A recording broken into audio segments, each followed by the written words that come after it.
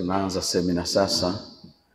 Tuna mambo ambayo tunataka kujifunza kutoka kwa Mungu, na mimi niombe ya kwamba kila moja adhamirie moyoni mwake kutokupoteza. Uombe na umanishe kwamba unatarajia kitu kutoka kwa Mungu, na mwambie Mungu akujalie kwa neema yake ufahamu wa rohoni ambao hautapoteza chochote katika kile ambacho Mungu atasema, ili kwamba kikusaidie. Nilisema semina hii nimetamani tujifunze mambo ambayo tukishayasikia yatatutaka na kutuweka katika namna ambayo tutajisikia kuwiwa kuthamini wokovu. Pengine kama tungekutumia lugha ya kawaida, kuokoka zaidi, kujisikia kutaka kuokoka zaidi. Bwana Yesu asifiwe sana.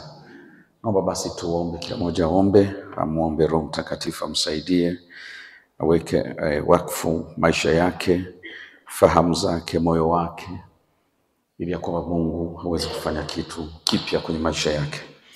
Baba Mwenyezi, katika jina takatifu la Mwokozi wetu Yesu Kristo, katika jioni hii ya leo Bwana Mtakatifu, ni jioni ya kwanza ambayo katika hiyo tunataka kuanza kusikia mafundisho yale ambayo Mungu unataka kusema na maisha yetu katika mpango wote wa wokovu wetu. Jehova Baba, naomba nijisalimishe mimi mwenyewe binafsi kama mhudumu wa neno lako mbele zako Mfalme, katika jina la Yesu. Nikuombe uniridhie, unipe neema na unipe nafasi, unipe kibali tena kusikia kutoka kwako Bwana Mtakatifu.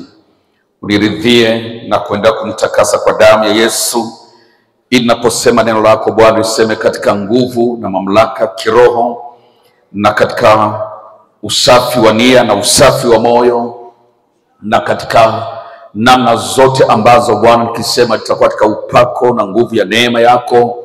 Kila moja aliyeko mahali hapa na kila moja ambaye ataenda kuungana nasi kwa siku 5 zinazoendelea, niombe na kusia kwamba Bwana jambo jipya liumbike, maana unatengeneza kanisa uliojinunulia mwenyewe kwa damu na kwa gharama kubwa na kwa thamani kubwa. Ni maombi yangu ya kwamba kanisa lako endelee kulitengeneza. Ninafahamu ya kwamba siku zinakuja ambazo utarudi kuwaangalia wale ambao uliwatesekea, ili ya kwamba uwachukue kwenda kwa bibi harusi wako waliokwisha kupambwa vizuri. Na mafundisho haya ndio mapambo yanayotupamba, ndio yanayotutengeneza kufaa kwa siku ya harusi. Baba, ninaomba kila mmoja msaidie, naomba kila mmoja mtie ufahamu na neema ya Mungu juu yake, katika jina la Yesu Kristo wa Nazareti, mwana Mungu aliye hai. Naomba siku 5 hizi tuziweke wakfu kwako, ziwe zako na utawale na kutamalaki. Wewe utukuze jina lako na kila mmoja wetu akuone, nami nikapata kwenda kupungua, wewe ukiongezeka, na utukufu wote ukija kwako, na kila mmoja aone wema wako na uaminifu wako. Katika jina la Yesu ninaomba na kushukuru, wote tuseme amen. Yesu Kristo asifiwe. Nilisema nataka kuzungumza somo linaloitwa Bwana Yesu alikonitoa. Bwana Yesu alikonitoa. Nina mazoea ninaposema Yesu, hiyo ni mimi, lakini nadhani ukiiga ni jambo zuri kuliiga pia, ya kusema Yesu nikitanguliza kusema Bwana. Ni mara nyingi napenda kusema Bwana Yesu kuliko kusema Yesu peke yake, na hata nikiandika napenda kuandika Bwana Yesu kuliko kuandika Yesu peke yake. Ni kama mimi, watu wananiheshimu kabla hawajanitaja, wanasema kwanza Askofu Sentozi, kwa nini Yesu tunataja tu Yesu? Na kuna mwingine usipoanza askofu anajisikia vibaya, pa kwanza kusema kwanza askofu halafu ndo anasema jina. Usipoanza hivyo hajisikii vizuri. Lakini Yesu wakati mwingine tunasema tu, lakini mamlaka yake iko juu sana. Bwana Yesu sasa. Kwa hiyo tukisema Bwana Yesu tunakuwa tumempa pala anapostahili zaidi.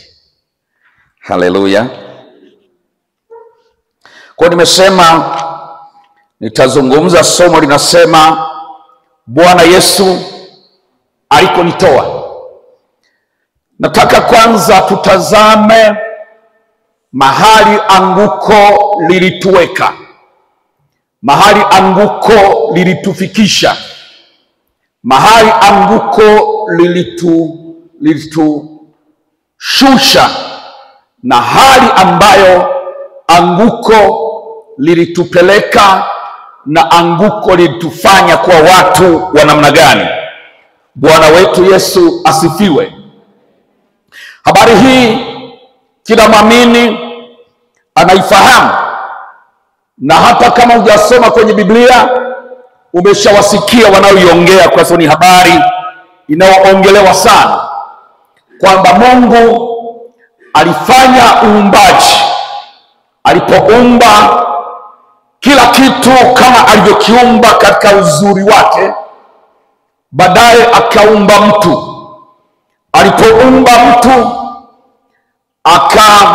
akampa mamlaka juu ya vyote alivyoviumba. Tunaposema mamlaka ya mwanadamu aliyopewa na Mungu baada ya kuumbwa, ni mamlaka ambayo ukomo wake, ukisoma haraka haraka Biblia, unaweza kudhani unaona mijusi na nyoka, maana inasema mamlaka juu ya vitambaavyo. Halafu naona mamlaka juu ya ndege warukao angani, hivyo na samaki wa baharini. Unaweza kudhani ukomo wa mamlaka ya mwanadamu aliyopewa wakati amemaliza kuumbwa ulikuwa juu ya vitu vidogo, samaki na ndege na hao wengine wanaotambaa, wanaokaa kwenye uso wa nchi.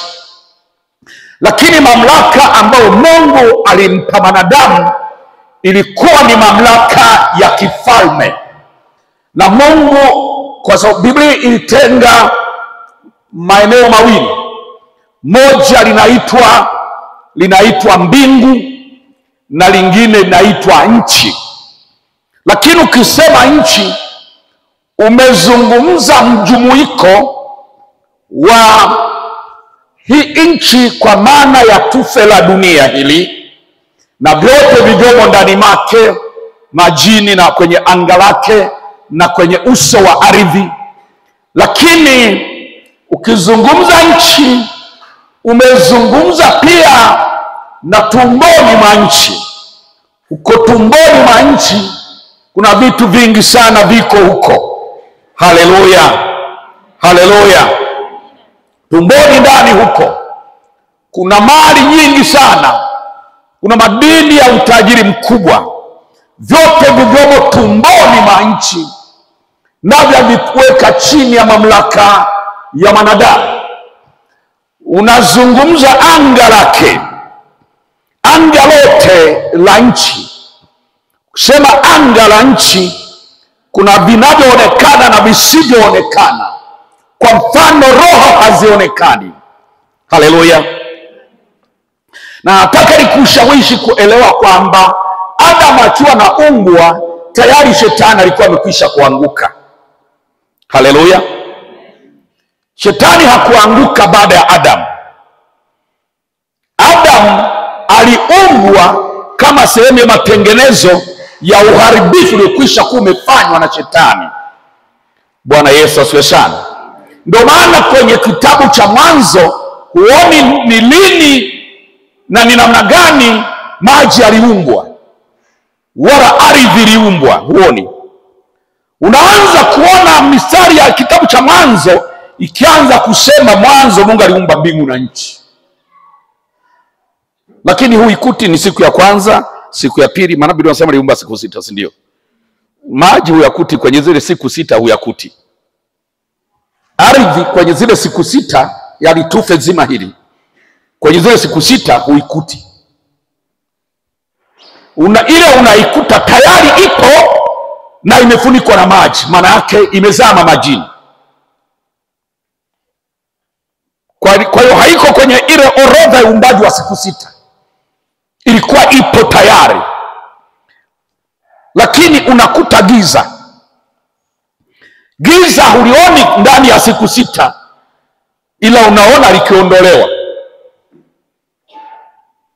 Unakuta tayari kabla ya zile siku 9 za uumbaji giza lipo.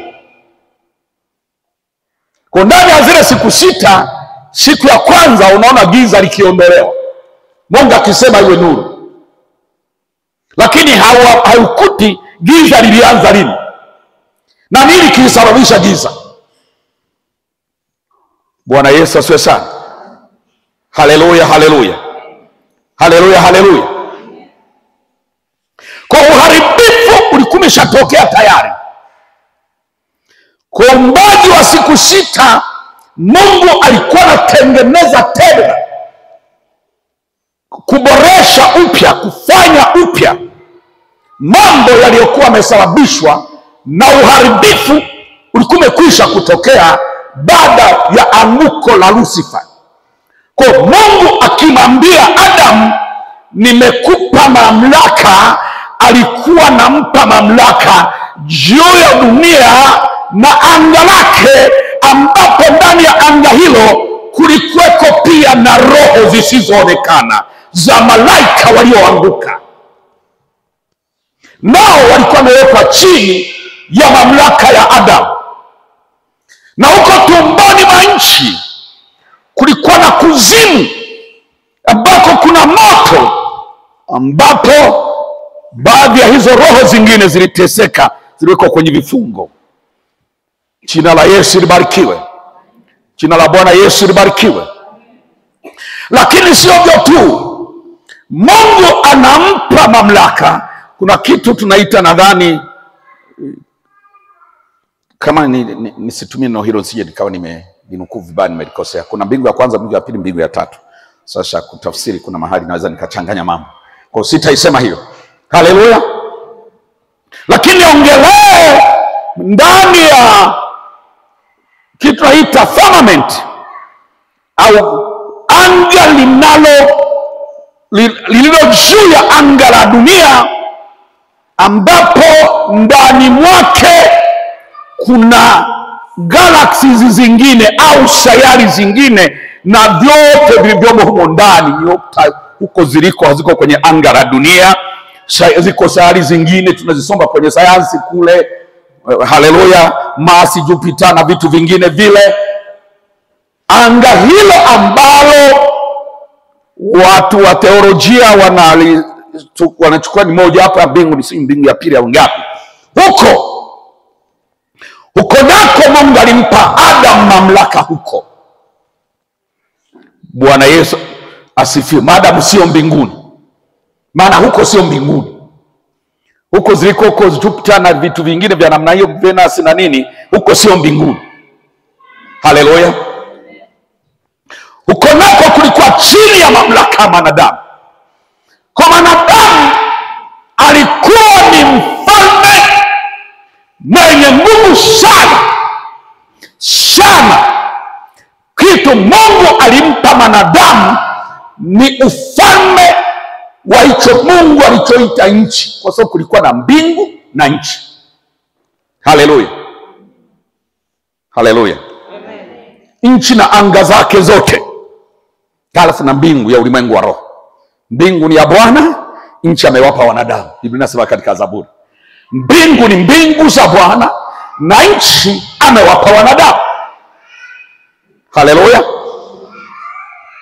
Kwa Mungu alikuwa amempa chote hicho. Adam alikuwa na mamlaka, ni mtawala, na vyote vilivyomo vinavyoonekana na visivyoonekana, vyote vilikuwa chini ya mamlaka na nguvu ya wanadamu. Kwa hiyo baada ya wanadamu kuumbwa, Mungu amefanya matengenezo ya uharibifu mkubwa ulikuwa umeshatokea. Mahali palikuwa giza, Mungu ametia nuru. Bwana Yesu asifiwe. Mahali palikuwa pamezama majini, Mungu amepafanya pengine nchi kavu, amepaotesha mimea mizuri na kuna sehemu ametengeneza mabustani, ametengeneza mito ya kupendeza na bahari nzuri na kila kitu kizuri. Mtu yule au malaika yule aliyeanguka, aliyekuwa akijulikana kama Lucifer, akaja tena kujaribu kufanya uharibifu. Akaja zamu hii, mpango wake si kuzamisha nchi tena kwenye maji na kufunika giza linaloonekana kwa macho ya nyama, lakini anataka kufunika dunia kwa nguvu isiyoonekana, lakini yenye uwezo wa kufanya uharibifu mkubwa unaoonekana. Haleluya! Kufanya nchi isifae tena, kufanya nchi pasio mahali pa raha tena. Giza lake si linaloonekana kwa macho ya nyama, lakini giza lake ni kubwa kuliko hili linaloonekana kwa macho ya nyama. Haleluya! Giza lake ni baya zaidi kuliko linaloonekana kwa macho ya nyama. Giza lake ni la kiroho na matokeo yake ni hatari. Matokeo yake yanazaa uharibifu usiokuwa wa kawaida. Matokeo yake yanafanya watu wanaishi mwelekeo hakuna, matumaini hakuna, maana maisha imeharibika. Jina la Yesu libarikiwe. Na kwa hiyo alichokifanya, akajua ili asababishe jambo hilo, zamu hii anaharibu moyo wa mwanadamu. Anaharibu moyo wa mwanadamu. Anaharibu mamlaka ya mwanadamu. Anamwondoa mwanadamu kwenye nafasi aliyopewa na Mungu. Anamwondoa mwanadamu kutoka kwenye kusudi la kuwepo kwake lililopangwa na Mungu. Kwa alichokifanya Lucifer, akamlenga mwanadamu moja kwa moja, akamwijiria, akamweleza kwa ujuzi, kwa sababu alikuwa na uwezo kama ambavyo hata sasa ule uwezo hakuondolewa baada nao wa kujibadilisha umbile moja hadi lingine. Ndio maana hata wachawi wanajibadilisha kuwa paka na wengine panya, wengine mende, kwa sababu huo uwezo wanautaka kutoka kwa baba yao Ibilisi, aliyekuwa malaika lakini akajibadilisha kwa sura ya nyoka. Yule binti anaitwa Hawa, wakati alikuwa hajapewa jina Hawa. Lile jina alipewa baada ya anguko. Mume wake aliniita Hawa, maana ni mama wote wenye mwili. Bwana Yesu asifiwe sana. Ndio maana ya Hawa, lakini jina lake lilikuwa ndani ya mmewe kabla ya anguko. Mungu aliwaumba wote wawili na akawaita jina lao Adam. Biblia imesema hivyo. Jina la Yesu libarikiwe. Mungu siku ile alipowaumba wote aliwapa jina lao Adam. Bwana Yesu asifiwe. Kwa hiyo binti yule aliyekuwa anaitwa wakati huo Adam kwa jina moja na mwenzake, akaambiwa maneno ambayo yeye aliamini anayeongea ni nyoka wanayemfahamu. Kumbe ni shetani amejibadilisha kutoka umbile la malaika kwenda umbile la nyoka. Akazungumza naye. Alipozungumza naye kwa maneno machache au kwa kukatisha maneno, niseme kwamba akakubaliana na maelekezo mapya aliyoyapata kwa huyu mtawala mpya. Mtawala mpya akamwambia, unachohitaji ni la Mungu. Kwa ndani mwake akamuumbia kitu kinachotutesa mpaka leo, kitu kinachoitwa tamaa. Tamaa ni kitu ambacho kinatutesa mpaka leo. Wakati huo, kabla ya kipindi hicho, watu wale hawakuwa wanajua neno linaitwa tamaa. Walikuwa hawalijui, halikuwepo. Walikuwa hawajawahi kujua hisia za tamaa zinafananaje na zinakuwa namna gani. Hata ungeleta msamiati unaitwa tamaa, wasingeelewa unaongea kitu gani. Kwa mara ya kwanza katikati ya mazungumzo, vitu vikaanza kuingia kwenye hisia ya yule mama, vinavyotengeneza kitu ambacho kwa miaka hii tunakiita tamaa. Na tamaa ndio inayofanya uharibifu. Ukisoma waraka wa pili wa Petro sura ya 2, naomba nisome hapo kwanza mstari wa 3 mpaka mstari wa 5, utagundua kwamba kitu kinafanya uharibifu duniani, kitu kinachoitwa tamaa. Uharibifu wote na maovu yote na maasi yote yanazaliwa kwenye kitu kimoja kinaitwa tamaa. Ndio chimbuko la uharibifu wote unaoitesa dunia na kuingiza dunia kwenye mkanganyiko mkubwa. Chimbuko lake ni kitu kinachoitwa tamaa. Haleluya! Tamaa ya nguvu, kuonekana wewe ndio mwenye nguvu kuliko wengine, inaleta uharibifu. Watu wanashindana kwa mali, wanashindana kwa madaraka, wanashindana kwa uchawi, wanashindana kwa nguvu za giza, wanashindana kwa upako, wanashindana kwa kuwa na Wakristo wengi duniani, kwa sisi wachungaji, wanashindana kwa vitu vya nani anamiliki gari nzuri. Tamaa. Jina la Yesu libarikiwe.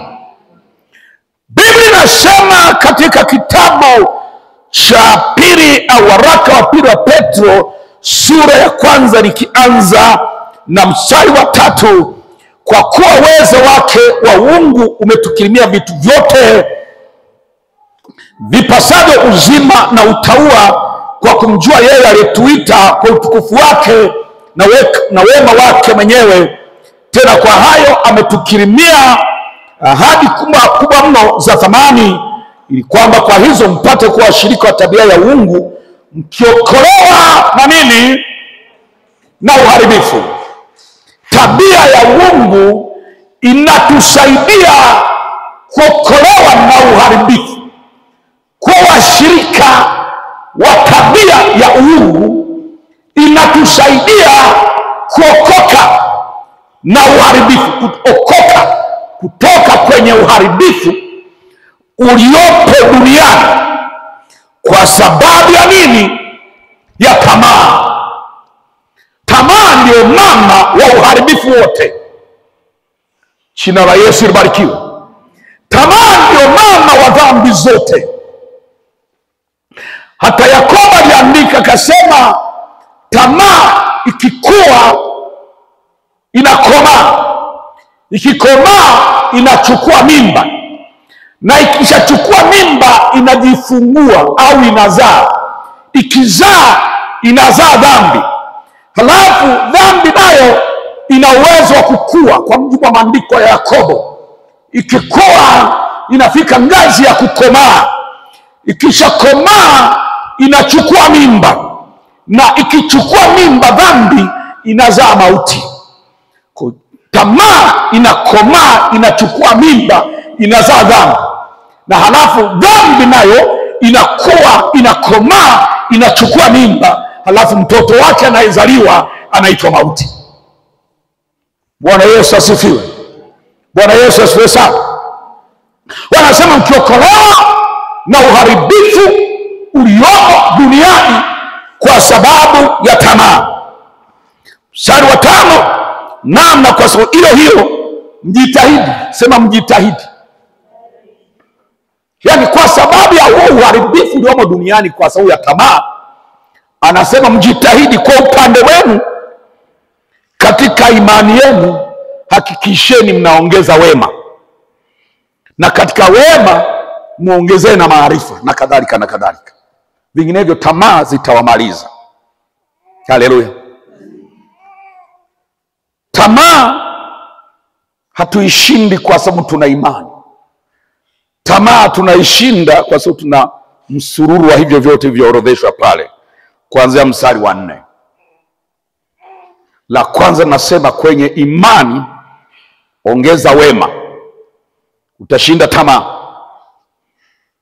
Kwanza uwe na imani. Na kwenye imani isitoshe, imani peke yake haitashinda tamaa.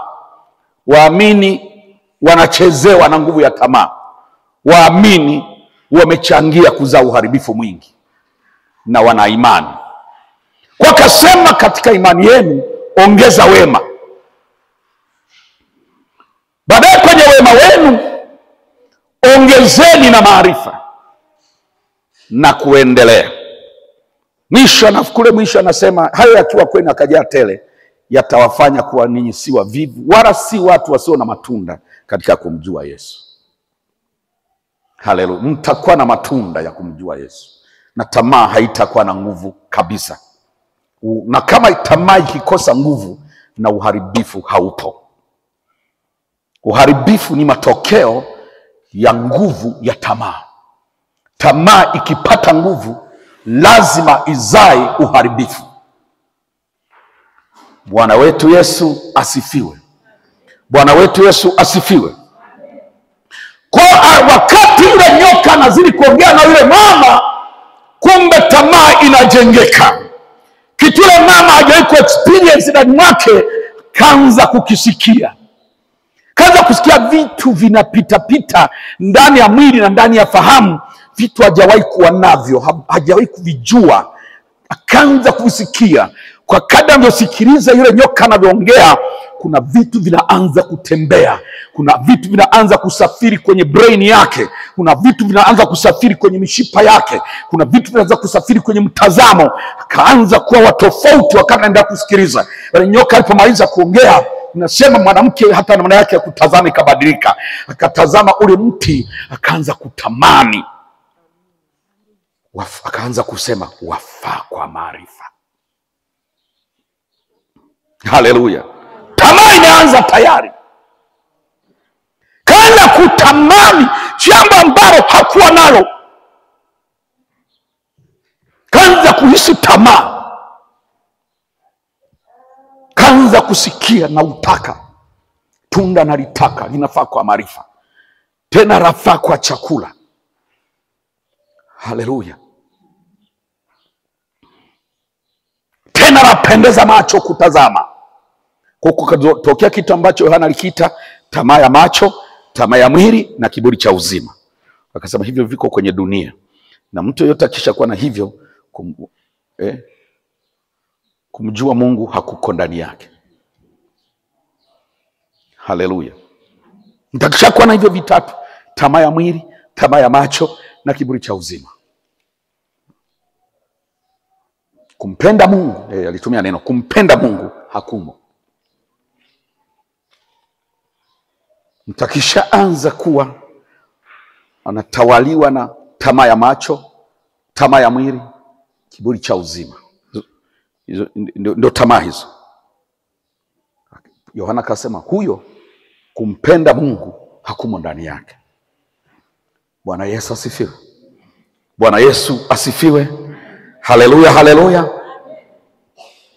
Kwa tamaa ikakomaa haraka, ikakua haraka, ikachukua mimba haraka. Ile tamani yafaa kwa chakula, yafaa kupendeza macho, tazama na nini, yafaa kwa maarifa, ikakua haraka, ikakomaa haraka, ikachukua mimba haraka, ikazaa kuchuma tunda na kuweka mdomoni na kung'ata na kutafuna na kumeza. Tamaa ikazaa dhambi. Tamaa ikazaa dhambi. Tamaa ikikomaa inazaa dhambi. Bwana Yesu asifiwe sana. Tamaa ikikomaa inachukua mimba, na ikichukua mimba inazaa dhambi. akajikuta amefanya jambo Mungu amekataa, lakini wakati huo neno la Mungu halina nguvu ndani mwake tena, kwa sababu tamaa imepanda, ikasuppress, ikakandamiza neno la Mungu. Tamaa ikikua ndani ya mwamini huwa inakandamiza neno la Mungu, na zile kweli zote za Mungu anazozijua zinakandamizwa. Haleluya. Tamaa ikakandamiza, ikasuppress neno la Mungu. Si kwamba halijui, analijua, linasema na alijaribu kulinukuu. Mungu alisema tukila tutakufa. Lakini sasa tamaa ikarisuppress. Analijua lakini nguvu ya kulitenda hawezi, kwa sababu tamaa imelikandamiza. Tamaa imekuwa juu zaidi, ikalikandamiza lile neno. Haleluya. Kwa akala huka na jua, neno linasema mkila mtakufa. Lakini neno limebaki kwenye kichwa, halina nguvu ya kufanya kazi kwenye maisha yake tena, kwa sababu tamaa imepanda sana. Mwako wa tamaa umekuwa mkubwa kiwango kwamba neno hata kama nalijua kichwani haliwezi kuwa na nguvu ya kufanya kazi tena ndani mwake. Ndiyo nguvu ya tamaa inavyokuwa. Haleluya kanisa. Haleluya kanisa. Alipomaliza kula, mambo kadhaa yalitokea, na ndio nataka kuyaongea ili neno langu linalosema Mungu alikotutoa liwe na maana. Baada ya kula, yeye na mmeo walipokula, nini kilitokea? Ndio hasa mada ambayo inahalalisha niseme Yesu alikotutoa. Bwana Yesu asifiwe sana. Haleluya, haleluya. Ninahalalisha nihubiri ujumbe kwa siku hizi zote unaotukumbusha mahali Bwana Yesu alipotutoa. Haleluya. Kilichozaliwa baada ya tamaa kulivunja nguvu neno la Mungu ndani ya ufahamu wa mwamini, ndani ya akili za mwamini, neno la Mungu likapoteza uwezo wake. Unajua, uharibifu unapotokea si kwamba unasababishwa tu na watu wasiojua neno la Mungu. Pengine uharibifu mkubwa unatokea kupitia watu ambao wanajua neno la Mungu. Nini kinatokea? Inafunika nguvu ya neno ndani ya mwamini, neno analolifahamu. Kwa neno linapoteza uwezo wa kufanya kazi ndani ya mwamini, kwa sababu tamaa imeibuka, ikawaka, na neno likazimika. Tamaa inawaka, neno linazimika. Kwa sababu mambo yanaenda hivyo. Neno likiwaka, tamaa inazimika. Lakini kinyume chake pia, tamaa ikiwaka, neno linazimika. Yanaenda hivyo siku zote. Mahali neno linawaka, tamaa haiwaki, tamaa inazimika. Na mahali tamaa inawaka, neno haliwaki, neno linazimika. Mambo yanafanya kazi hivyo. Mambo yanaenda hivyo. Mambo hayatokei kwa bahati mbaya. Mambo hayatokei kwa bahati mbaya. Mambo yanaenda kwa kanuni hiyo. Mahali tamaa imewaka, neno hata kama lingekuwemo kiasi gani halitafanya kazi, linazimika.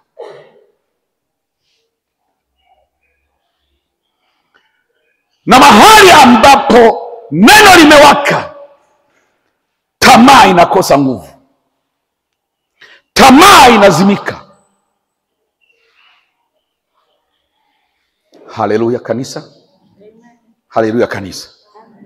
Mambo yanafanya kazi kwa kanuni hiyo, na tunaishi kwa kanuni hizo siku zote.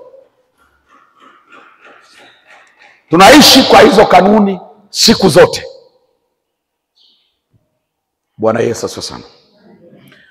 Baada ya anguko kutokea kwa kula tunda, yafuatayo yalitokea. Jambo la kwanza lilitokea, kulifanyika mabadilishano ya ufalme. Yule ambaye alikuwa ameangushwa toka mbinguni akaja huku chini, na mwanadamu akaumbwa ili atawale, na miongoni mwa vitawaliwa ni pamoja na huyo na serikali yake yote kama ilikuwa nayo. Hayo mapepo yote yaliyoanguka yalikuwa chini ya mamlaka ya uwezo wa mwanadamu.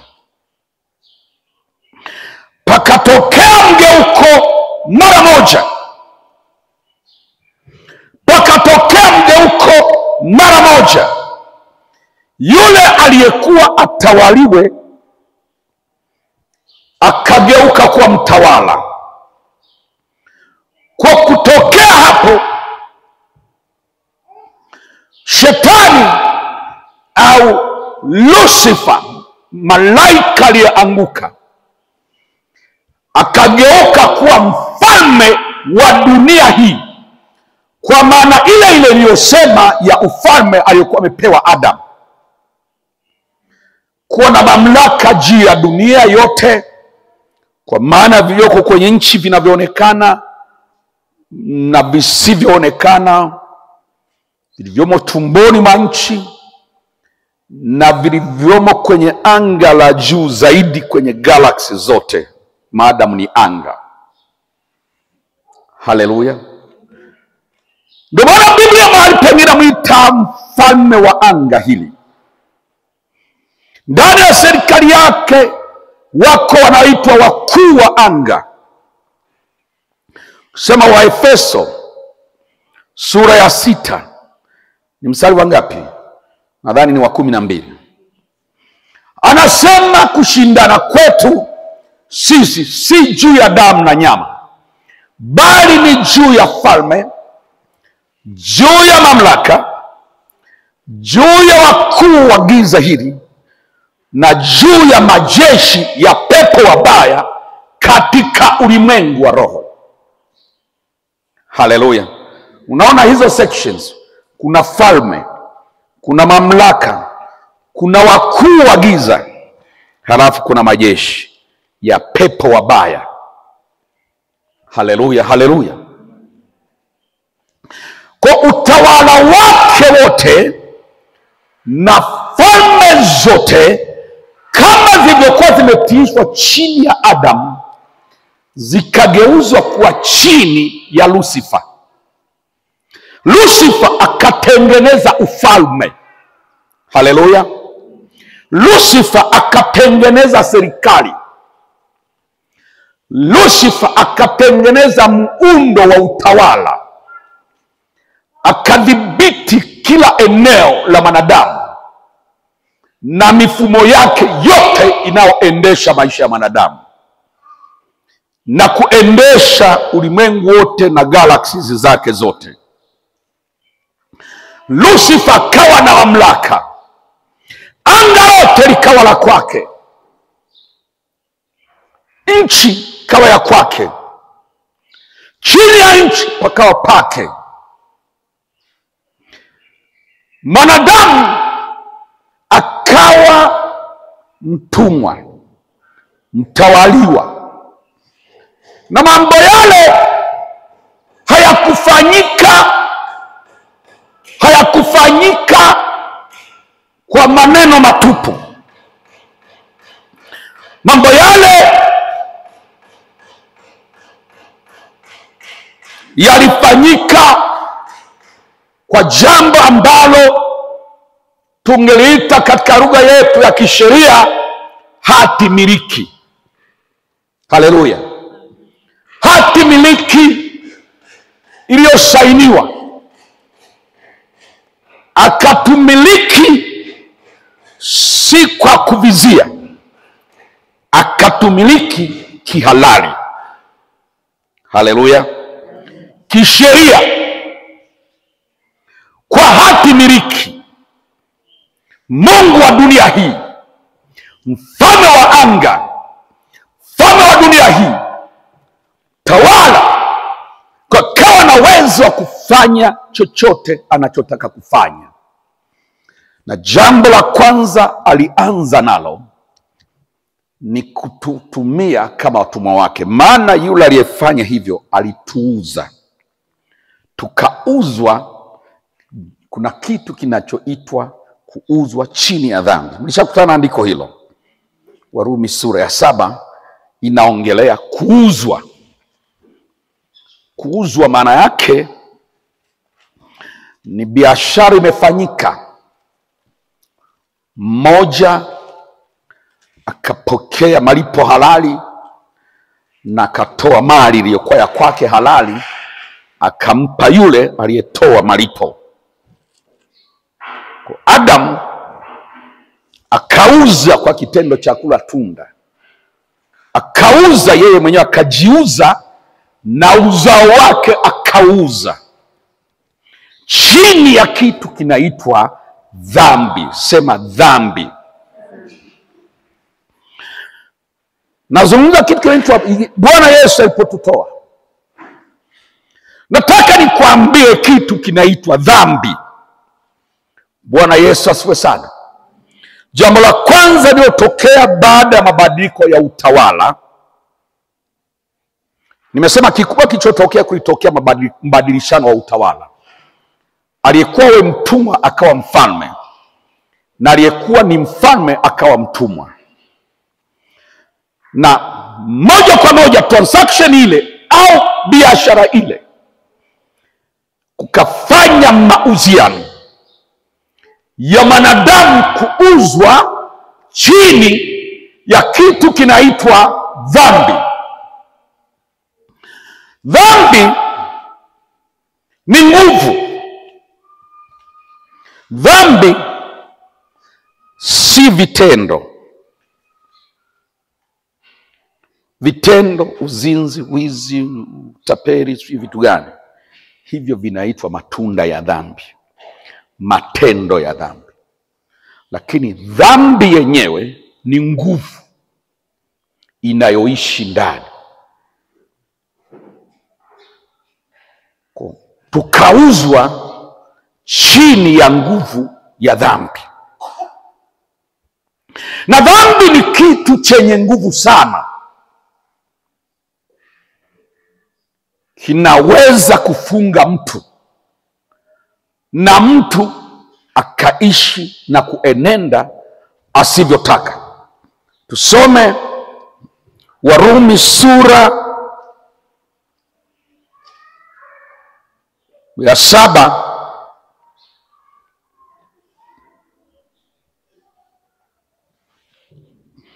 mstari wa 14 mpaka wa 20.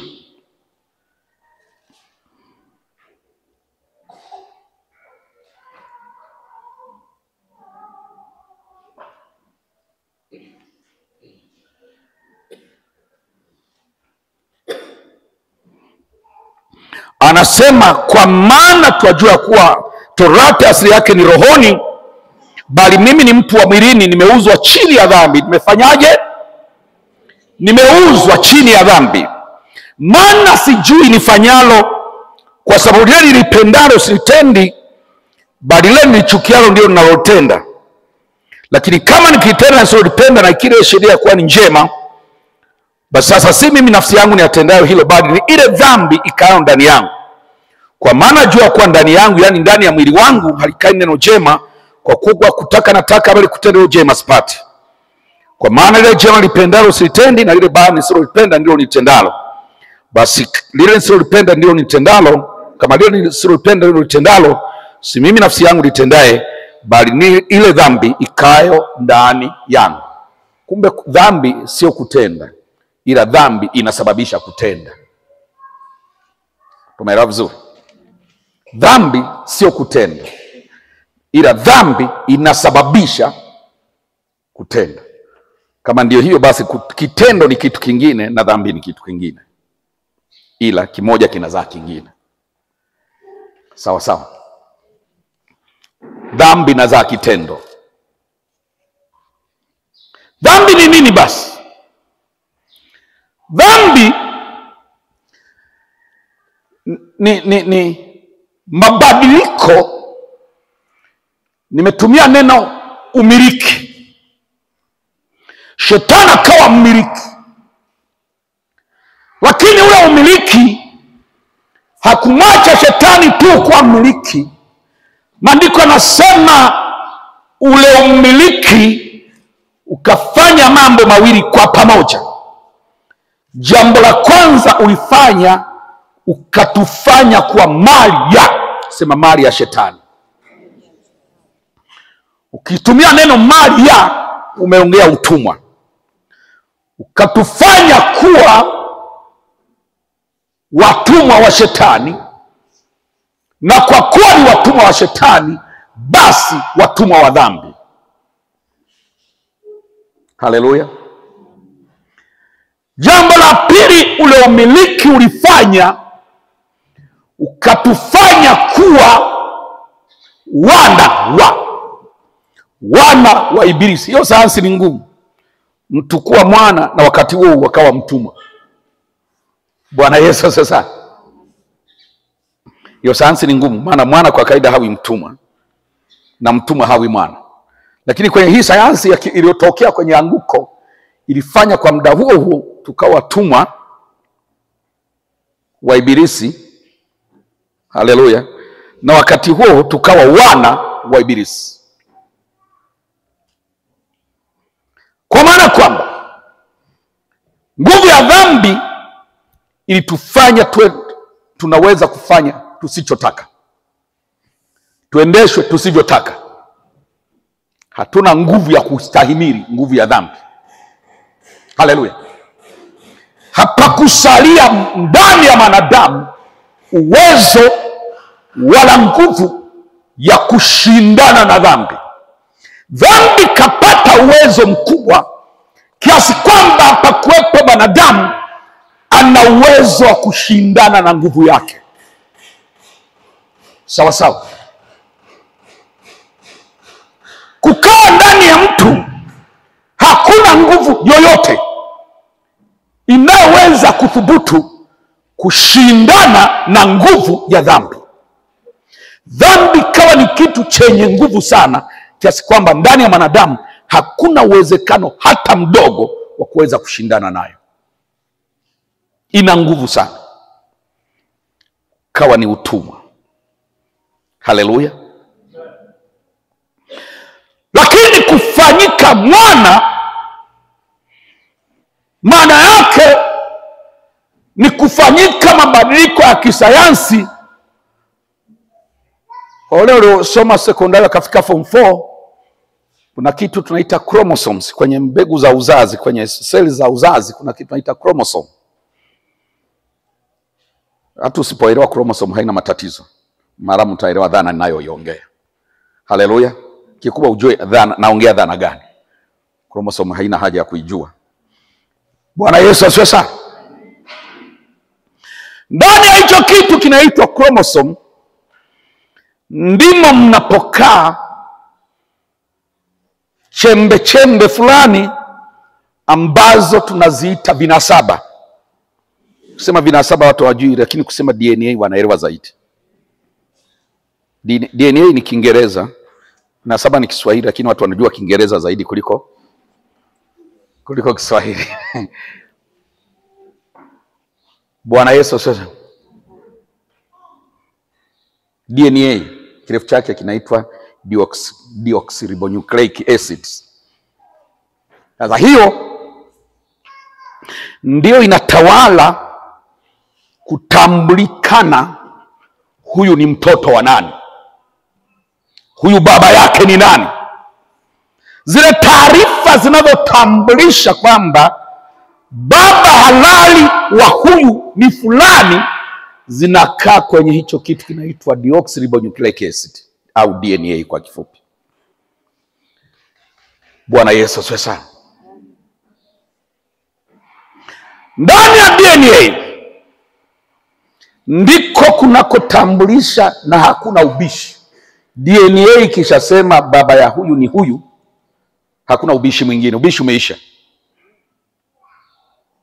Taarifa zinazoeleza chembe hii na hii na hii na hii za huyu zinafanana na za huyu, kwa hiyo huyu ndiye baba yake.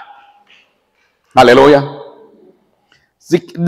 DNA ikishasema hivyo, ubishi umeisha, huyu ndio baba yake.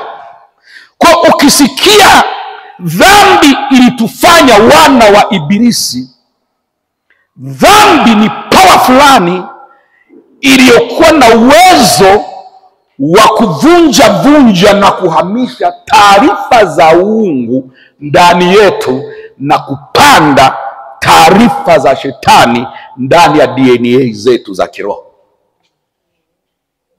Ndani ya vinasaba vyetu vya kiroho, nguvu ya dhambi ilivyo kubwa ilikuwa na uwezo wa kupiga.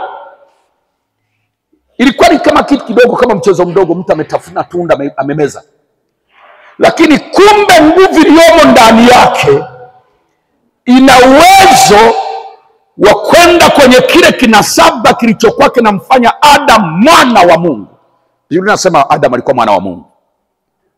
Kama hujui, nenda usome katika Luka taarifa za vizazi vya Yesu. Inaenda nani wa nani, nani wa nani, nani wa nani, nani wa nani. Daudi wa Yese, Yese wa Boazi, Boazi wa nani yule, Salomoni si wa nani, nani, nani. Mpaka inaenda nafika kwa Adam, halafu namalizia Adam wa Mungu. Maana yake Biblia inamtambulisha Adam kama mtoto wa Mungu. Sawa?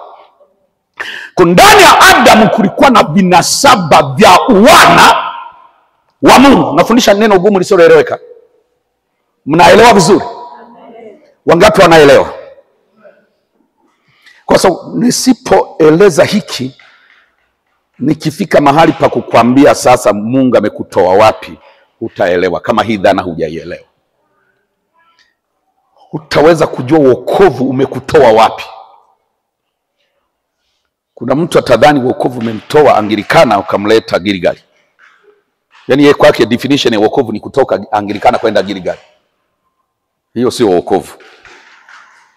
Nimejitolea mfano mwenyewe, maana mimi nitoka Anglikana niko Gilgal. Usifikiri nimesema mtu mwingine. Nimejisema mwenyewe.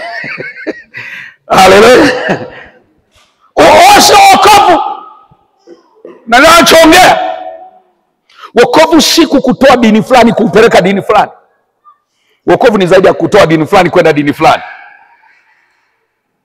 Wokovu ni kukutoa kuwa mwana wa Ibilisi kuwa mwana wa Mungu.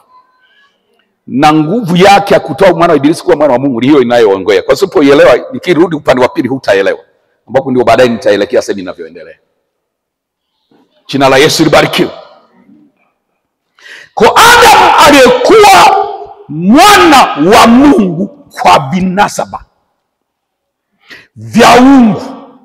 Si nimesoma pale kwenye Petro wa pili. Nimesema uwezo wake wa uungu umetukirimia vitu vyote pasavyo utaua. Na ahadi kubwa mno za thamani ambazo kwa hizo tunafanyika kwa washirika wa tabia ya uungu. Na nitakufundisha jinsi ambavyo vinasaba ndivyo vinaamua tabia yako. Sawa? Ndio maana kuna mcheshi kama mama yake, kuna mchoyo kama bibi yake, kuna mfupi kama shangazi yake. Jina la Yesu libarikiwe. Haleluya, haleluya. Kuna mkarimu kama baba yake. Bwana Yesu asifiwe sana. Vinasaba vinakuamulia tabia yako. Ulivyopokea kwa baba au kwa mama vinakuamulia wewe wa aina gani. Wanasema uweza wa uungu. Kwanza kichoanza kutokea, samahani naenda mbele ambapo nitakuja siku nyingine tena. Uweza wa uungu kwenye wokovu. Nasema wote waliompokea aliwapa uweza wa kufanyika watoto. Walipofanyika watoto wa Mungu kwa uweza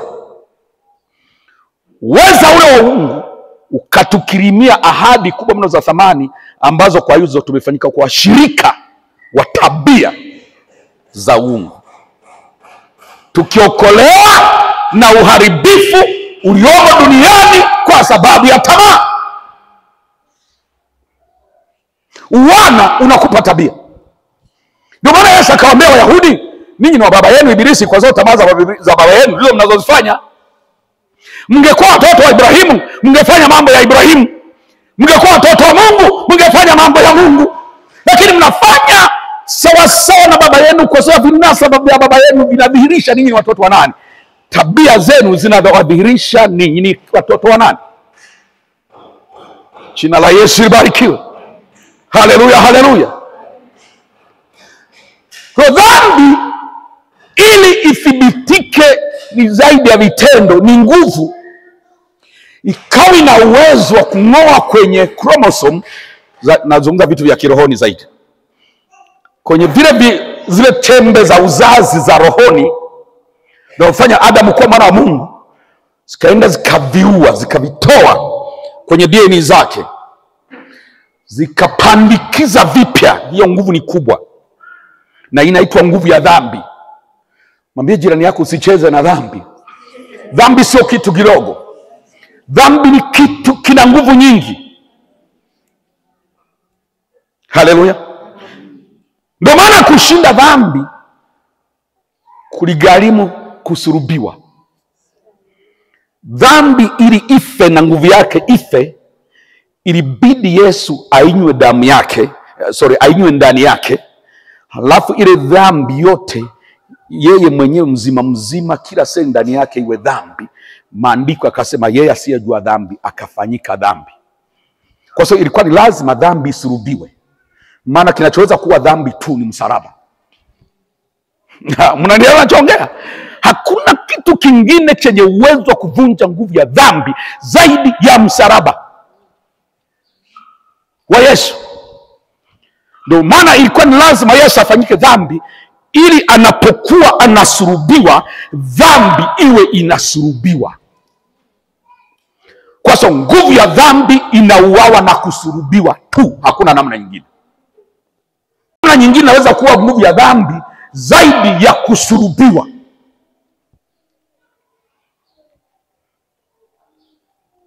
Kwa dhambi lazimika kusurubiwa ili nguvu yake iharibike.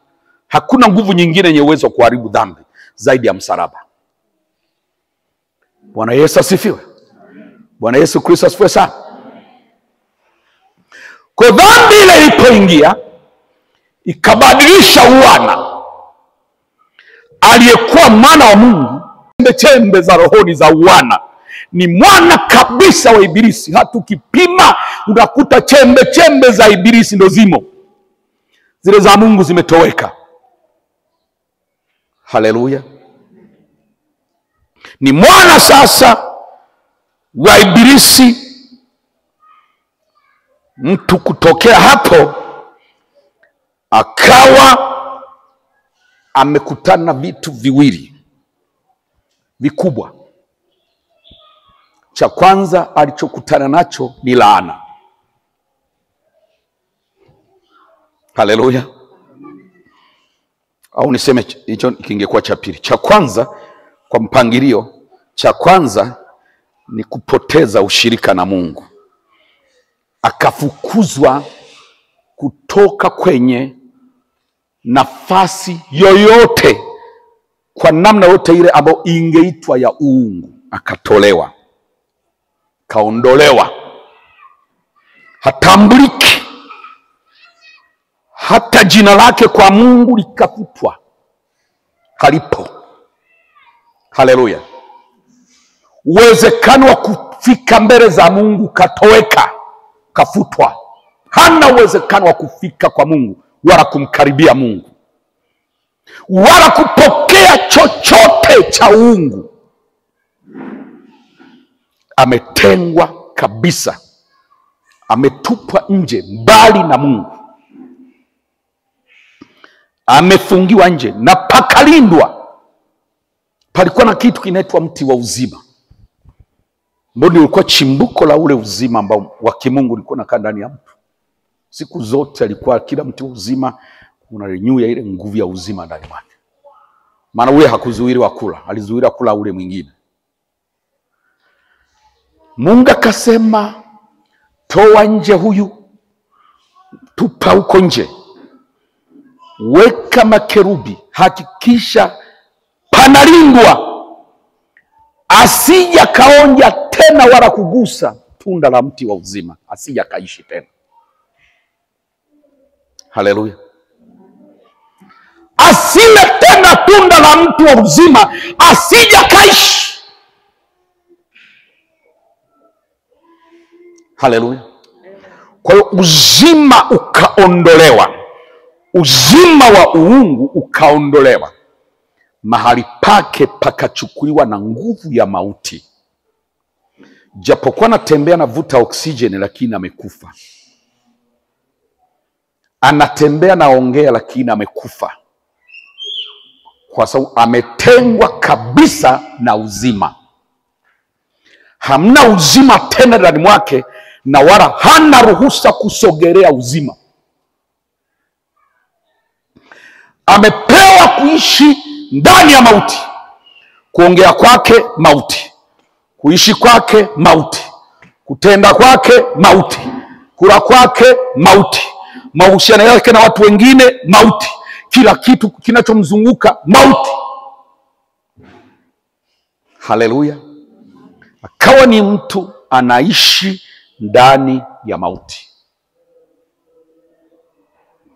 na mtawala wake ni mkuu wa mauti, mkuu wa giza. Ibilisi ndio mkuu wa mauti pia. Haleluya. Ndani mwa Ibilisi hakuna kitu kinaitwa uzima. Ndani mwa Ibilisi kila kitu ni mauti. Kuna watu wanaelewa nachoongea? Ndani mwa Ibilisi hakuna kitu kinaitwa uzima. Ndani mwa Lucifer hakuna chembe hata moja ya uzima. Ndani mwa Ibilisi kila kitu ni mauti. Anachokisema ni mauti, anachopanga ni mauti, anachompa mtu ni mauti, hata kimpa hela ni mauti, hata kimpa kazi ni mauti. Chochote ndani ya Ibilisi ni mauti, hakuna uzima. Haleluya. Ndani mwa Ibilisi hakuna kitu hata kimoja ni uzima, vyote ni mauti. Kwa mwanadamu akaanza maisha ya kuishi ndani ya mauti. Si neno uliotumia ni sahihi, kuishi, maana kuishi tena ndani ya mauti hakuna kuishi. Haleluya. Anakaa ndani ya mauti, na ndio neno nzuri la kutumia. Anakaa mautini. Ndio maana Yesu alisema kila atakayemwamini pamoja na maneno yake akiamini amepita kutoka mautini kuingia, kwa sababu kila ambaye hayumo katika wokovu anaishi mautini. Neno kuishi sio nzuri kutumia. Anakaa mautini. Maana ukishasema kuishi maana kumesema uzima. Haleluya. Anakaa mautini. Hakuna kitu ndani mwake chochote ambacho ni uzima. Vyote ni mauti. Hata kitazama tu ni mauti. Ndio maana hata kitazama ni tamaa tu. Kiona nyumba ni tamaa, kiona nguo walizovaa wengine tamaa, kiona nini tamaa, ni mauti tu. Jina la Yesu libarikiwe. Ni mauti tu. Anakaa mautini. Kwa mtu kutokea ile siku akaanza kukaa mautini, siku zote anakaa mautini. Hakuna uzima wa Mungu hata chembe yake moja inaishi ndani yake tena. kawa na kaa mautini. Yote anayofanya ni mauti. Hata kazi zake zimekufa. Cha pili kilichotokea ni laana. Mungu akamwambia, kwa sababu ya hilo ulitenda, kila kinachokuzunguka chote ni laana. Mpaka kazi za mikono yako yote zimelaaniwa, mpaka ardhi unayolima imelaaniwa. Yaani akaambia vyote vinavyokuzunguka vimelaaniwa. Utafanya kazi, utakula kwa jasho, utaotesha, unapanda mbegu nzuri, unaotesha mbigiri na miiba, kila kitu kitakuharibikia. Kwa so power of curse will be so great, kiasi kwamba hakuna kitu tafanya kitoe matokeo uliyotarajia. Nguvu ya laana itakuwa kubwa kiasi kwamba hata ardhi yako, utapanda mahindi, utaotesha miiba na mbigiri. Ardhi tu unayolima itakuharibikia. Kambi utakula kwa jasho, na ardhi imelaaniwa. Hakuna kitakachotokea. Laana ikawa ndio maisha yake. Kutoka na kuingia ni laana. Kama inavyosema katika Kumbukumbu la Torati kwamba kwa kutoka na kuingia utabarikiwa, kwenye anguko kutoka na kuingia ni laana. Na ndivyo Kumbukumbu la Torati pia mistari inayofuata inasema hivyo, usiposikia sauti ya Bwana Mungu wako utalaaniwa utokapo na utalaaniwa ukiingia. Yaani kutoka kwako na kuingia kwako unatembelea ndani ya laana. Haleluya. Utatia vitu mikono kuvifanya, lakini vyote ni laana. Kila kitu cha mkono wako kitalaaniwa. Ndicho kilichompata Adam. Ukisikia ile story kwenye Kumbukumbu la Torati, Mungu alikuwa na review mambo aliyowahi kuyasema juu ya Adam. Mungu alikuwa anafanya marudio na mapitio ya yale aliyofanya kwa Adam. Alipokuwa anawaambia wana wa Israeli kwamba msiposikiliza haya maneno na kuyafanya, mkitoka mtalaniwa, mkirudi mnalaniwa, mkifanya kazi mtalaniwa, kazi za mikono zinalaniwa, laniwa, hata mkila chakula kabla kukandia unga limelaniwa, unakula ugali umelaniwa. Yaani hata kula kwako tu ni laana. Bwana Yesu asifiwe.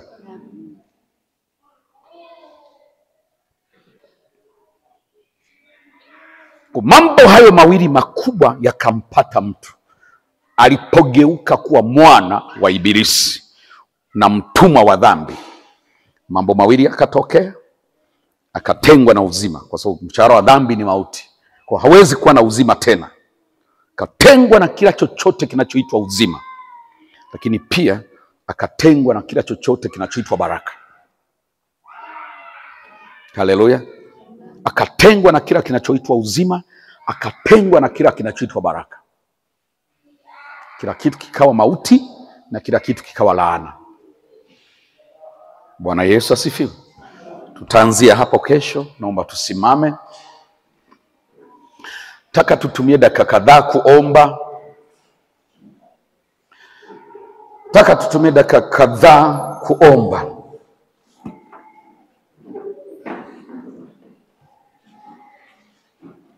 Bado sijaanza kukupeleka kwenye mpango wa namna Yesu alivyotutoa huko. Bado nakueleza tulikopelekwa na anguko, ili baadaye tuje tujiseme Yesu ametutoa wapi. Bwana Yesu asifiwe sana. Kuna watu wanadhani wokovu ni rahisi kwa sababu hawajui kuwa dhambini maana yake ni nini. Kuna watu wanaelewa ninachoongea? Wangapi wananielewa? Ngoja nirudie tena. Kuna watu hawajui thamani ya wokovu kwa sababu pia hawajui ubaya wa dhambi. Kwa wokovu ni mtindo wa maisha, kama vile dhambi nayo ilivyokuwa mtindo wa maisha. Walipokuwa hawajaokoka walikuwa na mtindo wa maisha ya dhambi. Sasa wameokoka, wamekuwa na mtindo wa maisha wa wokovu. Hajui ametoka wapi wala ameenda wapi. Hajui alikuwa wapi na mahali alipokuwa palikuwa pa aina gani. Hujui Ukiongea kwamba mtu yuko dhambini, unaongea kitu gani? Haleluya. Unaposema mtu yuko dhambini, uelewe mtu yuko wapi. Ukisema mtu yuko hapo, nimesema vichache, sijaongea vingi. Vinavyoeleza mtu kuwa dhambini maana yake ni nini? Nimegusia viwili vitatu, lakini bado naendelea kukueleza mtu kuwa dhambini yuko wapi, na ni nini kinatokea kwenye maisha yake kwa kitendo cha kuwa dhambini, ili ukiokoka uweze kuappreciate kwa Mungu kwamba Mungu, kuna mahali umenitoa. Uweze kuogopa sana na kutunza wokovu kwa kutetemeka. Uweze kulinda wokovu kama mtu aliyeona lulu. Uweze kuhifadhi wokovu kama mtu amepokea lulu au kitu kingine cha thamani. Uweze kulinda wokovu wako. Kama hujajua umetoka wapi, hutajua pia unaenda wapi. Ukifanikiwa kutokujua unakotoka, ni vyepesi pia kutokufanikiwa kujua unakokwenda. Utaishi kwenye wokovu kama mtu ambaye haendi popote, na kuna watu wanaishi kwenye wokovu hivyo, wanaishi kama hakuna mahali wanaenda, na sababu kubwa ni kwa sababu pia hawajui kwamba wametoka wapi. Ni vizuri kujua Yesu ametutoa wapi, ili tujue tunakokwenda. Nataka jiona leo wale tuliookoka, wangapi wameokoka? Naomba wale tuliookoka tumshukuru Yesu kwa kutuokoa. Nimesema kwa uchache mahali dhambi litupeleka, mahali anguko lilitupeleka. Kwa hiyo ukisema umepata wokovu, kuna jambo kubwa Mungu amefanya. Japokuwa sijakueleza iligharimu nini.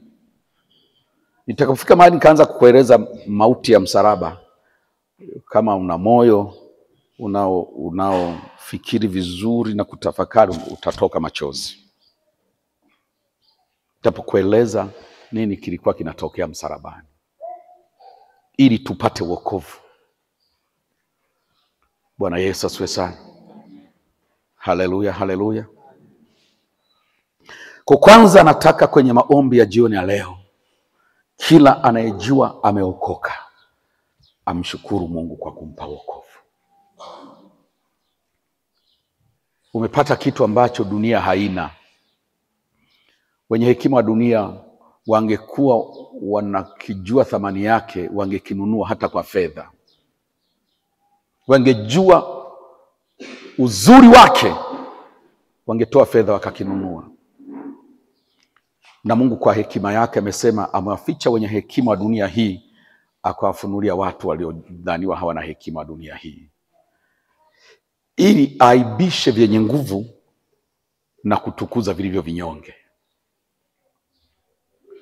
Bwana Yesu asifiwe sana. Una sababu ya kumwambia Mungu, asante kwa kuniokoa. Asante kwa kunifunulia siri ya wokovu. Asante kwa kunifunulia njia sahihi ya wokovu. Wengine wanaipapasa kupitia dini, hawapatii. Wengine wanaipapasa kupitia matendo wanayoyafanya mema, bado hawapatii. Wewe Mungu amekujalia kukufunulia njia ya wokovu. Usichukue tena kama ni kitu kidogo cha kawaida, kama ni kitu kidogo cha kucheza nacho. Mshukuru Mungu. Mungu amekupa kitu kikubwa, amekupa kitu kikubwa cha thamani. Amewaficha wasomi, ameficha watawala wa dunia hii, amekujulisha wewe. Una sababu ya kumshukuru Mungu. Lakini katika wokovu wako, kama unaona kwamba ulikuwa hujauchukulia wokovu wako kwa maanani, uchukulia maanani. Haleluya. Umeokoka, lakini kutembea ndani ya maisha ya wokovu si jambo unachukulia maanani. Ombi la pili liwe hilo. Mwambie Mungu akupe neema leo, uanze sasa kuchukulia maanani wokovu wako. Akusaidie mambo yaliyokuwa yanakukwamisha, mambo yaliyokuwa ni mivuto inayokufanya unaenda mbele na kuwa kama unarudi nyuma tena, unaenda kama huendi. Mwambie Yesu leo akusaidie neema ya kuanza kwenda, ya kuwa mtu anayeenda, mtu ambaye anasogea, mtu ambaye anamaanisha, mtu ambaye anajua litendalo na anajua anakokwenda. Wokovu usiwe mtindo tu wa maisha. Wokovu uwe ni mgeuko wa ndani. Jina la Yesu libarikiwe. Wokovu uwe ni uzima wa Mungu halisi ndani yako na ndani ya maisha yako. Lakini jambo la tatu, ninaomba jioni leo tuliombee kanisa, tuombee wenzetu wengi. Kuna kitu nitakizungumza, sikukizungumza leo, lakini kwa kuwa nishakipangilia kitakuwa kwenye sehemu ya maombi nikiseme. Sasa hivi baada ya kuona kuzuia wokovu haiwezekani, watu wakiokoka wanaendelea kuwa wameokoka na kukiri wokovu, dunia au yule mkuu wa dunia ameugeuza wokovu uwe fashion fulani. Badala ya kuwa uzima halisi wa Mungu unakuwa fashion. Sawa sawa. Kwa fashion maana yake ni kugeuka tu kama mtindo fulani